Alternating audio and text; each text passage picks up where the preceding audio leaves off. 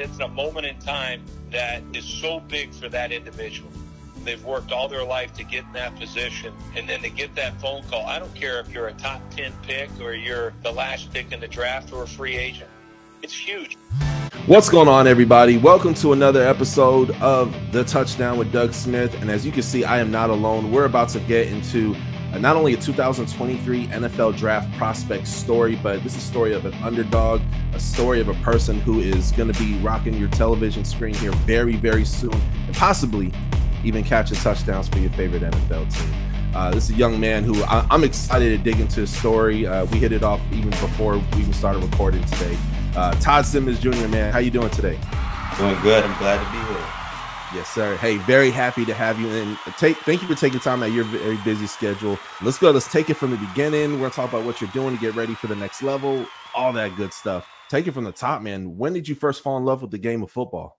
I didn't really take football. I wouldn't say I didn't really take football serious until 8th grade.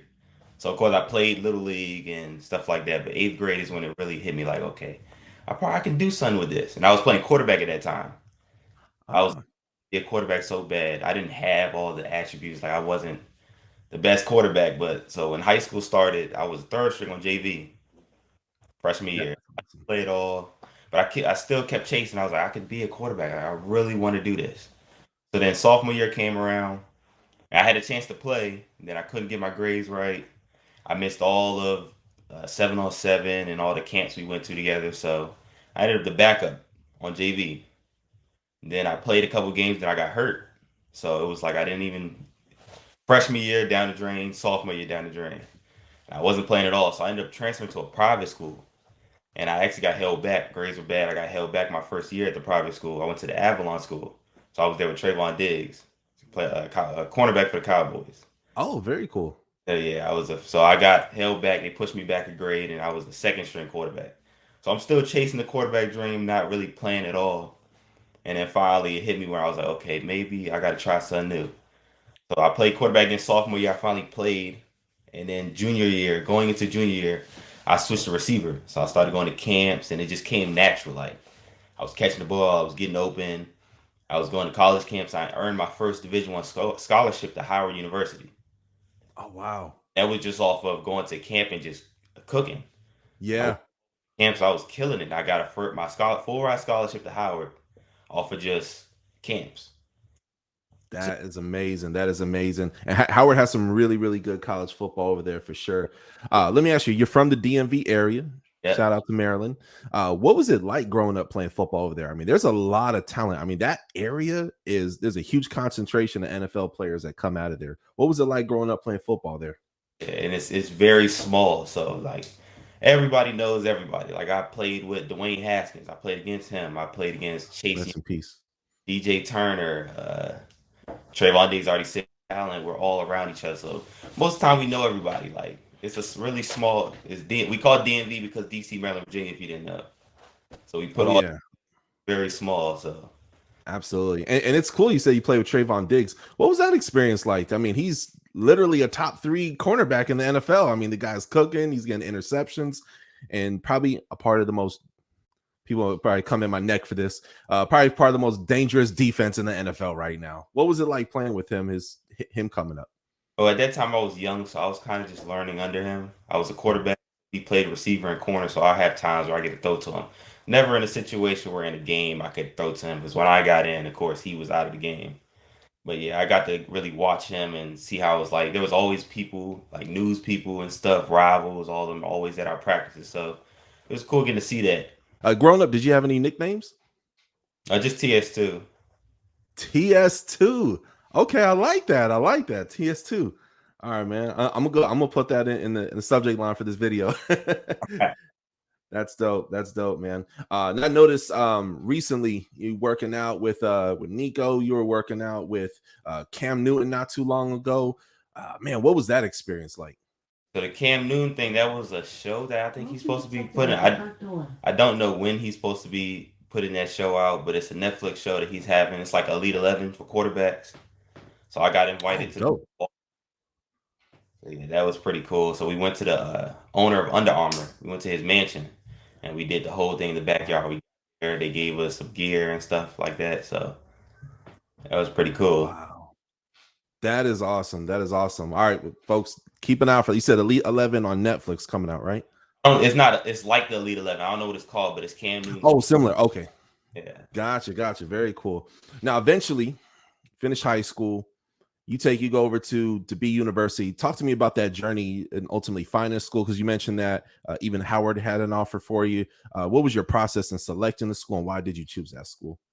So senior year, that was my second year playing receiver in high school. So I had Howard, Morgan, I had a couple other Division ones, and then University of Maryland. That's my dream school. Mhm. They up and offered me a preferred walk on talent. I feel like I could play at that level. At that time, I had just gotten to receiver, and I was really feeling myself. I was like, I'm doing good. It's 2 years. I've killed it. I was like, I'm gonna take a shot on myself. So I decided to commit as a preferred walk on. I canceled all my other Division ones. I didn't respond to no more. I was like, I'm going to Maryland.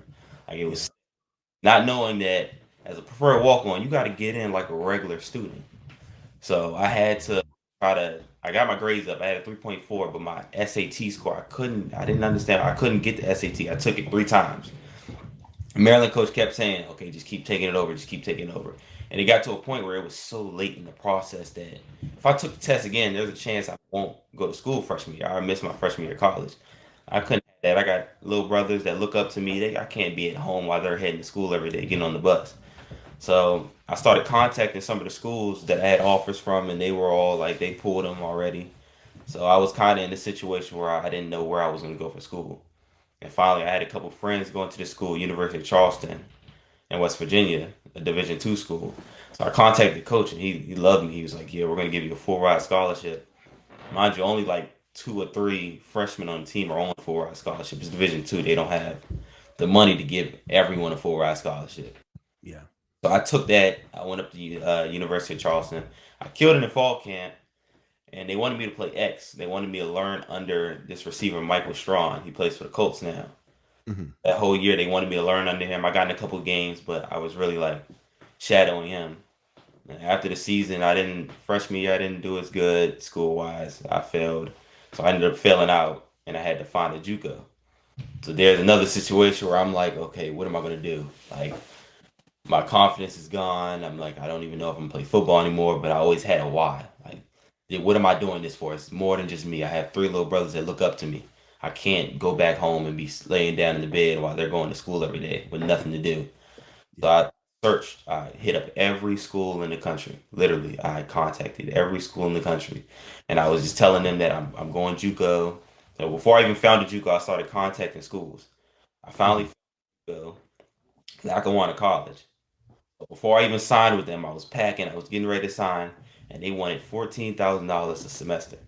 I was like, I can't do that. I'm not even gonna get approved for a loan. I didn't have no credit. I'm not gonna get approved. Wow. So then I'm stuck again. I'm like in this situation where I still don't know where I'm going. So I got a job. I started working. I was like, I'm gonna save up so I could pay out of pocket, whatever school. That's when I found Independence Community College. It was on Netflix. Dream U. Yeah. Yeah. Contacted them and they loved my film. They was like, yes, you can come. So as soon as I signed and I posted it, all the schools that I was contacting saying I was going to JUCO started responding to me. And I just started marketing myself on Twitter. I posted workout videos, anything I could. Like if it's me dunking a basketball just so they can see how high I jump, or me just running full speed, just so to see it, running hills and stuff, just so you can see how fast I am. Yeah. Like footwork drills, routes, one on ones. I actually, before I even got to Independence Community College, I had 6 Division I offers: Missouri State, uh, Long Island, St. Francis, a whole bunch of FCS schools offered me full ride scholarships before I went to Indy. And in fact, Wow. I got to Indy, I flew out to Indy, and this is during COVID. Mhm. So I'm ready for the season. I'm like, I can get a whole bunch more schools. I'm talking to Houston and UMass. I'm like, I'm Yeah. going to big time offers once I play this season. We got there, COVID hit, and they canceled the season right away. So we're in dorms getting quarantined, and they're already telling us, "Oh yeah, we're not gonna have a season." So I had to end up staying though still. And JUCO, I know you've heard about JUCO. JUCO is hard. So I Yeah. through JUCO with no football season, so no motivation to get up and do anything. But I still had to thug it out, find ways of getting food. Also, because food at JUCO is it's a struggle. Like sometimes you gotta Borderline prison food. I wasn't eating it. Sometimes there'd be times where I go in the house and I'll eat like I'll take bread and syrup. Oh, Me and my roommates, we'd be sitting there eating syrup sandwiches. Or if we had a couple dollars, we'd go to McDonald's, but we don't have nobody had money to really pay for food every single day. So yeah, and then after that, so Juco after the fall semester, I ended up graduating, got my AA. So they asked me, "Are you going to come back? We're having a spring season." I was like, "I'm gonna contact all 6 of the D1 schools and see which one takes me." mhm. College and said, "Yeah, we'll take you. We'll definitely take you. You don't need any film. We like the videos you have still." And they gave me opportunity, and I took it and I ran with it. I was like, I graduated, I got my AA, I'm going to Wagner College. I went to Wagner. I played my first year Division I football. I did pretty good. First game was against Buffalo. Mhm. Lost, but I did pretty good. We had a really rough season. We lost every game, and our offense wasn't clicking at all. I still had some decent film, but offense didn't do as well. So I ended up entering the transfer portal after the season. Not really like thinking I was going to get any Division I offers, but I decided to keep marketing myself and posting stuff out there. And I got another Division I offer to a school that's at home, Morgan State. I signed, I committed, I signed. I was up there getting ready for spring ball, and NCAA hit me, was like, "Yeah, we're gonna have to, you're gonna have to sit for a whole year at the Division I level and the Division II level." Wow. Then it's like, okay, dang, I'm in a situation again. And Morgan pulled my scholarship right away as soon as they found out I had a scholarship. Politics. Yeah, I was like, gee, what am I gonna do now? Every time I had to try to like just pray to God and figure out, okay, what's the next move? There's no time for me to sit around and cry and look for sympathy. I just had to figure out my next move, just like that. So Yeah. I found an agent. I started sending him my stuff and just reaching out to other agents. I didn't really get any responses though, and then I signed with the agent with NIL. So Mhm. he had this school, University of Dubuque, that really needed a receiver. They offered me an NIL. They was like, "We're gonna pay for school and stuff for you," and Wow. I took it. I went this past fall and played, and that's where we are now. That's the whole story. That's dope, man. That's dope. Yeah, because I was going through, I was like, man, like this guy was at Wagner. He was at University of Dubuque over in Iowa. So like this is amazing because like you have your story, you start from the DMV area, and you literally have traveled all around the country. Literally, it's you were in New York, you were in Iowa, you were in Morgan State, Lackawanna College, you were all these different places, man. And many people would have broke, and many people would have quit. They're like, hey, man, grocery stores hiring. Oh wait, okay, this pays 15 an hour. I'm gonna go that way. And for you, like, no, man, you're aiming to be a millionaire one day. And I see the workout videos. I'm gonna post a few of those on the screen right now, when this finally publishes. But man, your story is amazing. Now you go D3. What's a common misconception? Because I didn't tell you this, but I'm an ex college football player. I played Division II, and I had a lot of buddies who they took and they came from JUCO colleges or 1AA, or they got in trouble when they were going to school USC and they went D2. What's a common misconception that people have of Division II and Division III schools? Oh, that's crazy because I've played it. If you think about it, I've played at every division. I've All DT of them. one and Juco, so Mhm. I haven't missed none of them. But I would say what's crazy D3 is like it'll surprise you. Like I went to this D3 school and they had better cameras than the Division I was at. We got pictures after every game. We had the camera people for our games. We had 5 camera people. We had someone in the end zone. We had the top view. So we had literally, if you look at my film from University of Dubuque and compare it to Wagner College, it's like exactly the same. Like we had Iowa State's camera people. So when they played away games, we had their film people come to Oh our. wow. Oh yeah, yeah. And then we had an indoor facility. So we had our facilities were better than any school I've gone to. So it was actually surprising. When I got up there, I was not expecting that. When I seen everything, this, this is really, really different. Like the what people say Division III football is, this is not that. This is like a big time D1. We got indoor facilities, meal plans are amazing. Uh, Yeah. Yeah. competition, like none of the guys in there, none of them guys were Division III players. Like all these players on this team this past year could have played D1.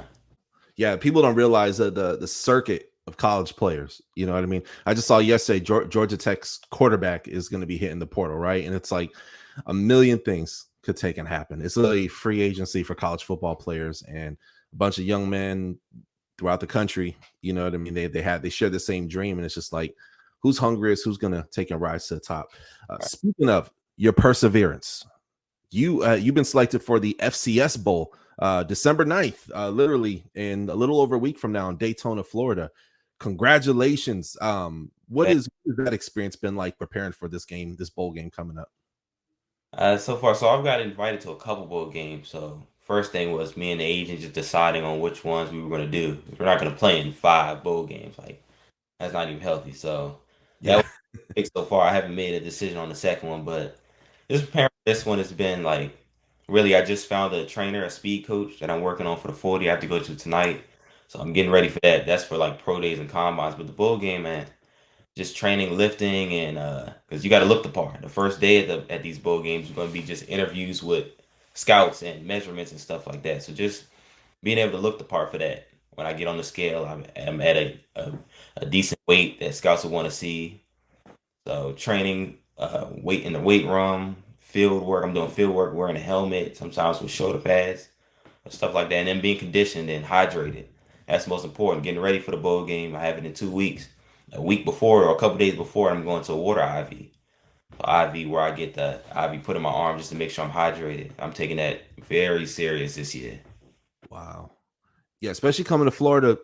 I know it's December, it's a little cooler, but man, you got to be hydrated out here, man. This heat will defeat you quick. Definitely, definitely. Oh yeah, absolutely, man. And what are, speaking of getting ready, you touched upon this a little bit already. What are some things you're doing to get ready to play in the NFL?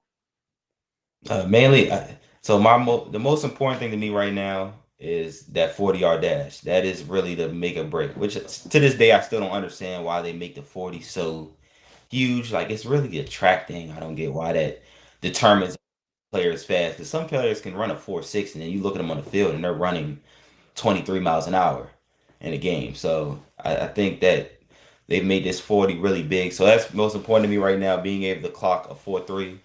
Training, though, during the off season before I went to school, I was running a 4.29 hand time. So now just working with, I got a trainer now. We work on lasers every day. So that 40 is really important to me. So speed, just speed training, being able to adapt to the speed of the game. Speed's gonna be way different than all divisions I played in D1, D2, D3, Juco. Like this is NFL now, so just being adapt to the speed, being able to run with all the guys in the NFL, which I know 100% I can. Yeah, absolutely. Speaking of your tape, I was going through your videos. I was on huddle.com. I was even watching some of your high school stuff, and there's a consistent dominance in your gameplay. Lord have mercy. I mean, when you run that seam, it's like people can't hold you, man. You're real twitchy. You have body control in the air when there's jump balls. I mean, man, I love everything that I'm seeing. That being said, is there like do you have a favorite play of yours when you're out there playing? You said play? Yeah. Or excuse me, favorite route, I should say. Uh, I'm a I'm a route runner, so I would say a slant. Honestly, there's so much I could do with a slant, including with a corner pressed up. Like a slant, that's really a play I can manipulate a cornerback. So I would say slant. That's amazing. Curl route, curl route. I like that because you're selling a go route to really make this DB think, okay, this is a go. I gotta get on it. Then you slam on the brakes and they're still running upfield. I love it also. And then that's when you can bring the hezzies into it. So that's one thing I love to do. Has a little hesitation at 5 yards to get the DB to stop his feet and then take off again. And he's like, oh, he's in crap mode. I got to catch up. And then you slam on the brakes. Yeah, that curl and a slant will be my top two. That's awesome, man. And if you get them to bite on it, like that could even open up the play for someone else on the other side of the field as well, too. So a lot of great things. What's in your headphones on game day typically? That's a good question. So going in, all right, going into a game, Lil Baby. Mhm. So my favorite artist is Raw Wave, but I do not want to listen to Raw Wave before a game. Like it gets Okay. a whole different mindset of like his music kind of sad. So it's like it gets you in the mind. It doesn't get you in the game ready. So Lil Baby, a little bit of Drake, and then after a game, like you killed it, we won the game. I turn on Raw Wave. It's like okay, this is my calm down music. The Lil Babies get me hyped up. The calm down music, Raw Wave after the game. That's awesome. That's awesome. Yeah, man. I've interviewed a lot of players, man. And yeah, I think Lil Baby is like, he's the number one when it comes to getting players pumped up for the game. For sure. And I read your post online that said, hey, just I'm going to be entering for the NFL draft coming up in the spring. I saw that you thank God. What has kind of God done for you throughout this whole process of as you done been through it, all these different schools and still trusting the process? How has that been? I give God all the praise and everything I've accomplished. Mostly it just took it to, you got to leave it to God sometimes. Like a lot of situations my word is figure it out. My mom always tells me, no, you don't. It's not figure it out. It's leave it to God. Let God handle it for you. When you try to figure out stuff, you get in bad situations all the time. And if I was to try to figure it out all the time, I would not be where I'm at right now. I probably would have been done after Charleston. Honestly, after the grades, after I failed and couldn't get into another school, I would have been done after that. But I always had to just sometimes pray. And one thing I like doing is, like, when I'm on car rides, I like driving alone sometimes. Just drive and think and pray. And I'll pray the whole ride. Wherever I'm going. If it's a 15-minute ride, I will pray the whole ride and just try to understand, like, God, what do you have planned for me? At the end of the day, God already has a plan. He already has it mapped out for me. All I got to do is work and leave it to God. So, folks, ladies and gentlemen, there you have it. This is the story of Todd Simmons Jr., hopefully playing for one of your favorite NFL teams here in the very near future. Todd, thank you so much for taking time out of your busy schedule. This ain't the last time get the chance to interview and have you on the show, man. Before you go, any shout outs? Shout out my mom, dad. I got to shout out my agent. He's probably going to repost this, Ocean View Sports. And he's done a lot for me. He's helped me out a lot going into this process. So shout out to him. And yeah, number one, shout out God. Amen. Amen. Shout out to Ocean View Sports. You guys are awesome. And there you have it, folks. Go ahead and you go down in the description of this video. I'm going to have all his social media stuff down below. Again, if you can't get inspired by the story, then you just don't have a heart or a soul. I don't know what else to say. Have a good night, y'all. Hit that subscribe button. Catch y'all next time on Touchdown with Doug Smith. Peace. Thanks for watching another episode of the Touchdown with Doug Smith, where I cover all 32 NFL teams plus NFL exclusive interviews. Hit that subscribe button, hit the bell for the alerts, comment below, and we'll catch you next time on the Touchdown with Doug Smith.